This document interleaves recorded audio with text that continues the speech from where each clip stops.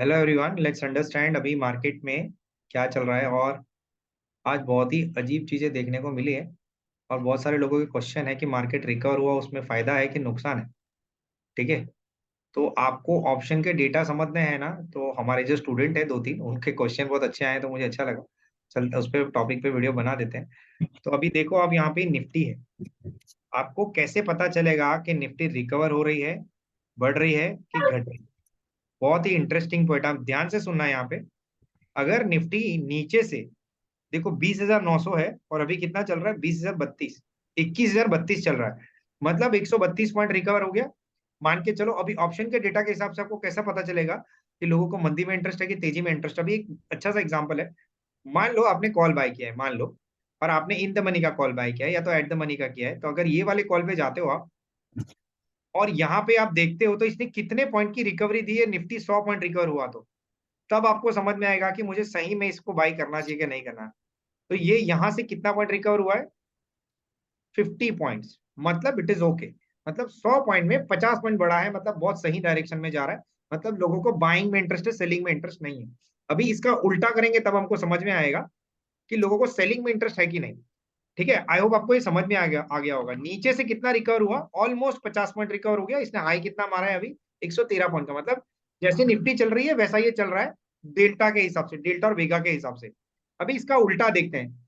I hope आपको ये समझ में आ गया होगा। ठीक है, अभी दूसरा चलते हैं। पुट ऑप्शन के डेटा देखते हैं। पुट ऑप्शन में लोगों को इंटरेस्ट है कि नहीं, वो कैसे पता चलेगा। अभी यहाँ पे जाते हैं और देखते हैं कि निफ्टी अगर नीचे से नीचे से रिकवर हुई है तो पुट ऑप्शन के डेटा है। ठीक है, ये वाला, वो कितना पॉइंट करेक्ट होना चाहिए था। तो आप देखो इसका हाई कितना है, 213। ठीक है, इसका मतलब डबल, 3 गुना स्पीड में ये नीचे आया है। देख रहे हो, 133 पॉइंट नीचे आया है। इसका मतलब लोगों को बिल्कुल भी मंदी में इंटरेस्ट नहीं था। इससे क्लियर पता चलता है कि डेल्टा और वेगा के हिसाब से लोगों को मंदी में इंटरेस्ट नहीं है। क्योंकि अगर निफ्टी नीचे से 100 पॉइंट, 150 पॉइंट रिकवर हो गई, 120 पॉइंट रिकवर हो गई है, तो ज्यादा ज्यादा इसको 50 पॉइंट, 100 पॉइंट होना चाहिए था। तो इसने तो 134 पॉइंट का करेक्शन दे दिया। इसका मतलब क्या है, लोगों को वैसे भी मंदी में इंटरेस्ट नहीं था। तो ये डेटा जो है ना, ये बहुत इंपॉर्टेंट है, आपको समझना है। सारे इन द मनी के कॉलर पुट के डेटा को जाके आपको देखना है कि निफ्टी बढ़ी है तो प्रीमियम कितना बढ़ा है, निफ्टी घटी है तो प्रीमियम कितना घटा है। 100 पॉइंट में 50 पॉइंट, 50 में 25, 25 में 12.5, 12.5 में 6 पॉइंट। ये कैलकुलेशन होना चाहिए आपका। अगर ये समझ में नहीं आएगा तो आप ऑप्शन में पैसे नहीं बना पाओगे। ठीक है, आई आई होप आपको एक क्लियरिटी आ गई। देखो मैंने आपके सामने इसलिए बनाया, इसलिए शांति से बैठना इसलिए जरूरी है कि कुछ भी ना करो।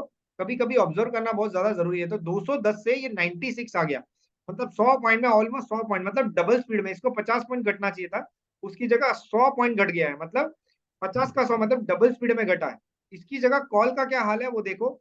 मैंने अभी जस्ट बताया था, इसकी जगह कॉल का क्या हाल है देखो। 850 का कॉल पकड़ो या तो 900, 900 का कॉल पकड़ो। चलो 900 का कॉल पकड़ते हैं, देखते हैं कितना रिकवर हुआ है। देखो आपको आइडिया आ जाएगा कि 33 वाला कितना रिकवर हो गया, 50 पॉइंट के आजू बाजू हुआ है। अभी यहाँ पे जाते हैं, हॉरिजॉन्टल लाइन बनाते हैं, आपको आइडिया आएगा। देखो यहां से यहां तक। ठीक है, तो ओटीएम में भी बाइंग है। ओटीएम में भी, मतलब इसने कितना रिकवरी दिया, ऑलमोस्ट 40 पॉइंट का। इसका मतलब क्या है, ये रिस्पेक्ट कर रहा है तेजी को, मंदी को रिस्पेक्ट नहीं कर रहा है। मतलब कॉल प्रोपोर्शनेट बढ़ रहा है वेगा और डेल्टा के हिसाब से, पर पुट ऑप्शन नहीं बढ़ रहा था जिस हिसाब से उसको बढ़ना चाहिए। इसीलिए ऑप्शन ट्रेडिंग के वक्त ये डेटा आपको देखना चाहिए, ताकि आपको समझ में आए कि कहाँ पे बाय करना है और कहाँ पे सेल करना चाहिए। ठीक है, तो इसमें एक इन द मनी होता है, एट द मनी होता है, आउट द मनी होता है। अभी इन द मनी क्या है, at the out the money क्या है, एट द मनी क्या है, समझाता हूँ। जैसे मान लो ये निफ्टी का फ्यूचर है, ये रहा, और ये निफ्टी का स्पॉट है। तो 20,900 है और यहाँ पे 21,000 है। तो अगर ये दोनों के बीच का रेंज है तो पकड़ लो, मैं तो 950 पकड़ता हूँ, चलो। ठीक है, तो ये इसका हो गया एट द मनी, और ये भी हो गया इसका, ये हो गया इसका ये दोनों एट द मनी हो गया, पकड़ लो ना, चलो।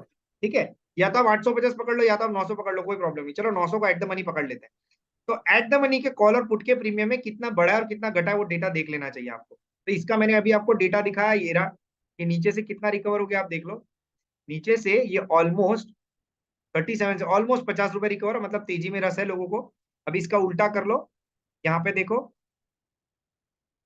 पुट ऑप्शन तो रेडी हो जाएगा एक्चुअली। तो पुट ऑप्शन कितना करेक्ट हुआ है,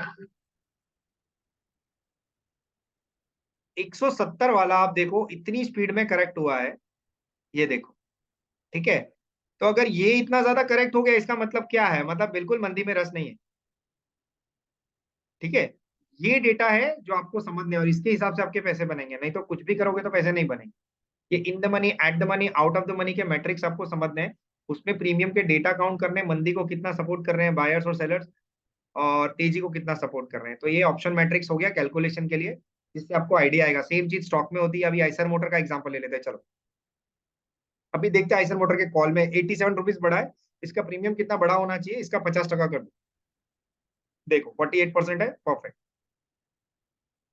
हम ये वाले कॉल पे जाते हैं और देखते हैं, चलो सेम चीज यहाँ पे होगी।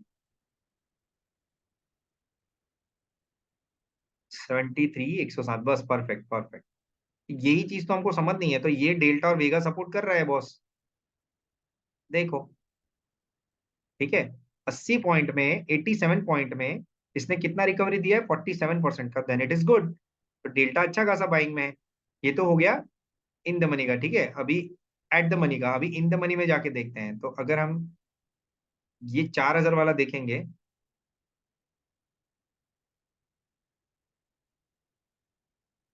परफेक्ट।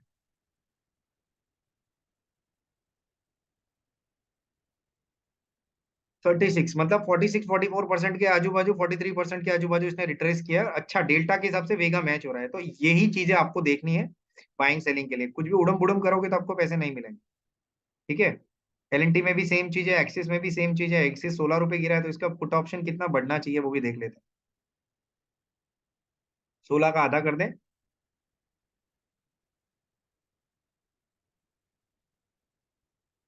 तो इसमें पता चल जाएगा मंदी में लोगों को रस है कि नहीं।